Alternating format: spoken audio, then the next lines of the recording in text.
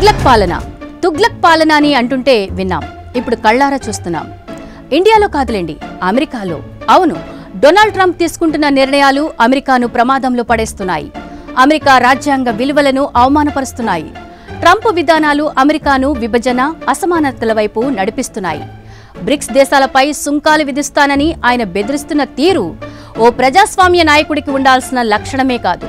పనిచేసే చోట అందరినీ కలుపుకొని వెళ్లే విధానమైన DEI అంటే డైవర్సిటీ, ఈక్విటీ అండ్ ఇన్క్లూషన్ కార్యక్రమాలపై ట్రంప్ దాడులు చేస్తున్నారు. అసలు DEI లాంటి పదాలను ఆఫీసుల్లోని అధికారిక డాక్యుమెంట్స్ నుండి తక్షణమే తొలగించాలంటున్నారు ట్రంప్. అటు పేదలకు, ఇల్లు లేని వారికి ఇచ్చే అన్ని సహాయాలు నిలిపివేయాలని తన బిజినెస్ మ్యాన్ బుద్ధి చూపిస్తున్నారు. తనకు వ్యతిరేకంగా నిలబడ్డ మిలిటరీ జనరల్ కు సెక్యూరిటీ తీసేయండని ఏమాత్రం బెదురు లేకుండా చెబుతున్న ట్రంప్ దారుణాల గురించి ఎంత చెప్పుకున్నా తక్కువే అవుతోంది.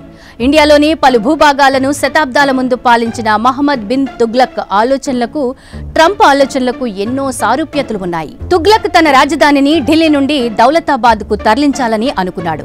ప్రజల్ని బలవంతంగా తరలించాడు. వాతావరణ మార్పులు, నీటి కొరత, రహదారి సమస్యల వల్ల వేల మంది చనిపోయారు. చివరికి తిరిగి ఢిల్లీలోనే రాజధానిగా ఉంచాడు. ఇటు ట్రంప్ కూడా అక్రమ వలసదారులపై కఠిన చర్యలంటూ మానవతా విలువలను పాతరేస్తున్నాడు. చేతికి సంకెళ్లు వేసి ఫ్లైట్లో ప్రయాణికులను కుక్కి హింస పెడుతున్నాడు. ఇక కరెన్సీ విషయంలో నిజమైన నాణాలను మార్చి తానే కొత్త నాణాలు ముద్రించాలి అనుకున్నాడు తుగ్లక్. కానీ ప్రజలు దీన్ని నకిలీ కరెన్సీగా తయారు చేసి ఆర్థిక వ్యవస్థను కుదేలు చేశారు. చివరికి తన కొత్త కరెన్సీని తానే రద్దు చేసుకున్నాడు తుగ్లక్. ఇటు ట్రంప్ సైతం డాలర్ విషయంలో బ్రిక్స్ దేశాలను బెదిరిస్తున్నాడు. డాలర్ జోలికి వస్తే బ్రిక్స్ దేశాలపై 100% సుంకాలు విధిస్తానని మరోసారి బెదిరింపులకు దిగాడు ట్రంప్. అటు తన నిర్ణయాలను వ్యతిరేకించిన ప్రజలను శిక్షించాడు తుగ్లక్.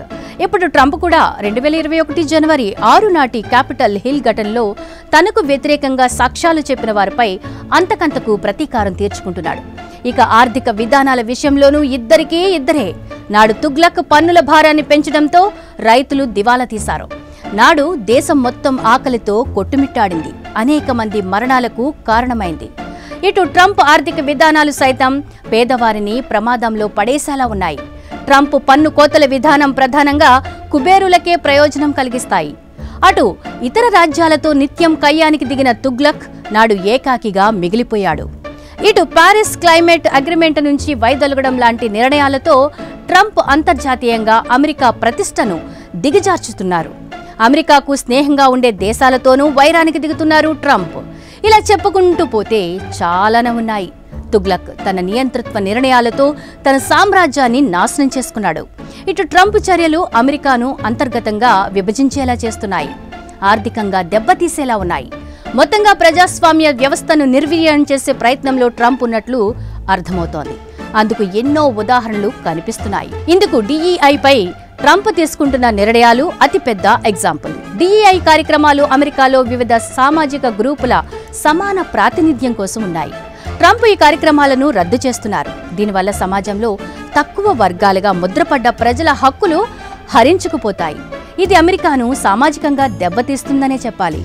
ఇక బ్రిక్స్ దేశాలపై 100% సుంకాలు విధిస్తే అది మొత్తంగా ప్రపంచ ఆర్థిక వ్యవస్థను నాశనం చేస్తోంది. ఎందుకంటే ఇది గ్లోబలైజేషన్ కాలం.